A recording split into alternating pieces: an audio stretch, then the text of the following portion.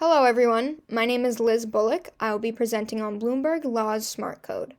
This is not a free legal database. This is something that we have free access now as students through the university, but once we graduate, we will not have free access. So I think this is really a great resource to utilize now while we do have free access while we're interning, writing briefs, writing cert papers, doing research. This is really a great resource for that. If you don't have access to Bloomberg, just email. I think any librarian can get you an access code. But we've been doing a lot of Bloomberg Law exercises, so you should. Okay, so SmartCode is a citator tool. You might have learned a little bit about it through videos that Professor Nelson has shared in our modules, but I'll kind of give you an overview of SmartCode. So it's an improvement on annotated code. It uses machine learning to identify sections of court opinions through extracts and taking those to reference things like codes and regulations, so what we're researching quite often actually. And it then puts the results on a sliding scale from weak to strong. And so that's kind of how the algorithm of SmartCode works. So we'll kind of delve into that. So we'll start with Bloomberg Law, the homepage, and actually we'll start with the search bar, as we usually don't recommend. But for an example, I will use 8 USC in section 1226. And just hit citation, and then actually the statute comes up, which is quite nice. It actually lays out the statute in a way that makes it really easy to read and break apart, so that's a great resource in and of itself, and just like Westlaw, it breaks it down from the code. So you come over on the right side over here and hit SmartCode, and then hit Launch SmartCode. And so quite quickly it brings up a lot of cases, as you can see, but we're going to narrow those.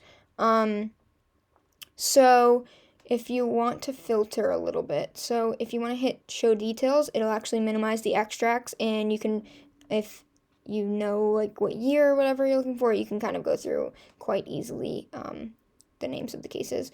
But you can filter by date, so now it's going by most recent, but you could change it to court or most cited. We're going to leave it at date for now.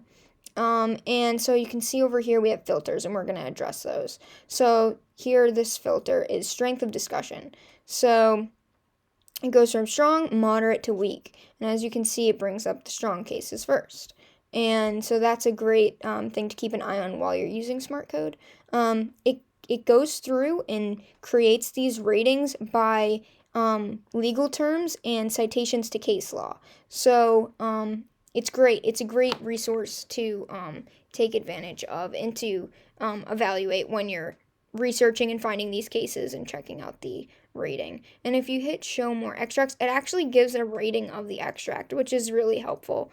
So let's actually narrow our search. So going to filters, we'll go down to court. And let's say we just want to do Supreme Court cases, and we apply that. It already narrows our cases to 14, and we're still getting strong ratings, which is super helpful. And then let's say we want to minimize it even more, and we'll go to topic, and let's click habeas corpus. And so it won't get rid of other topics, but it will forefront habeas corpus, which is super nice. And then it'll change the date, let's say the last 5 years. And so it'll give you the most recent cases, and that's about, and it won't give you more, and kind of get you in a hole of digging and researching. So you want to narrow your search even more, you can go and search through these cases itself. So you got to make sure that you turn search extracts only off if you want to search the whole case, because otherwise it will only search these extracts, and your keywords might not necessarily be in there if you're really digging. So let's do detention as a search word. And so it actually highlights the key terms, and see here it wasn't in the extract, but it was in the text, and so you wouldn't have gotten this great case from shutting this tool off. So it's really helpful in that regard. You can save, you can through a PDF, or you can print it out, you can email it to someone, your boss, yourself, and you can add it to Workspace. So those are really helpful tools too. So This is a lot like case text in my eyes, as it's another citator tool. But case text, you drop your whole brief in and you kind of get last minute searches done.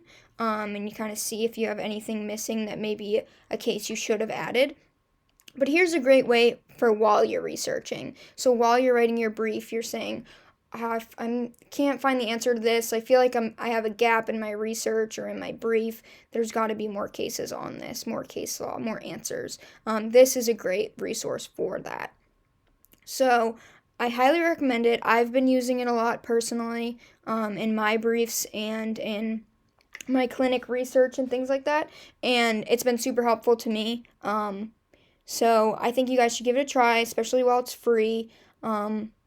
Yeah, and I hope you enjoyed this, and I hope it was helpful for you.